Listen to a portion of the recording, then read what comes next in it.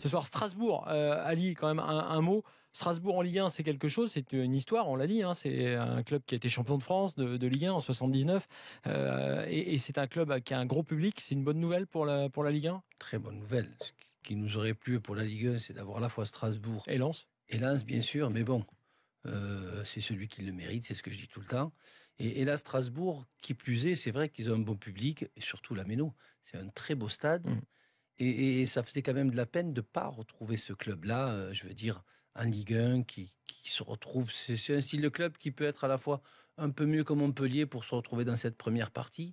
Et je pense que tout autour, il y a quand même les moyens pour faire un bon petit club qui peut à la fois être un petit peu comme Saint-Étienne et jouer un petit peu, pas l'Europa League, tu vois, mais entre la 7e et la 10e place et apporter un petit peu ce qui nous manque un petit peu, des stades bien pleins et bien chauds pour cette Ligue 1.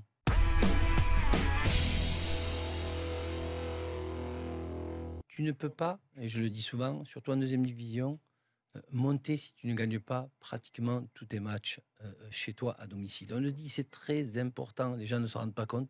C'est important pour le club, c'est important pour les supporters de gagner à domicile, beaucoup plus à l'extérieur. Mais ils ont eu trop de jokers et trop de fautes pour pouvoir déjà se retrouver au coude à coude. C'était une chance, mais cette chance, tu la payes. Mais c'est vrai qu'on pourrait dire ça si Lens, ce soir, avait été tout de suite en mauvaise posture. Mais moi, ce que je trouve admirable dans le discours de Thibaut, c'est cette humilité dans une défaite. Le fait que tu te fasses carotter et tu te fais, on va dire que tu te fais carotter, allez, sur les 60 dernières secondes.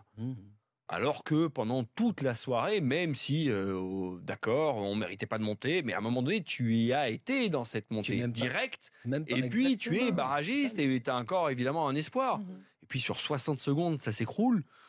Ouais, ils ratent le coche. C'est facile de le dire maintenant qu'ils ont raté le coche, effectivement, mais s'ils étaient montés, on aurait dit, bon, ben voilà, finalement, ils ont réussi à arracher ce billet, donc on peut voir le verre à moitié vide, à moitié plein, mais ça s'est joué sur 60 secondes, ce qui est incroyable.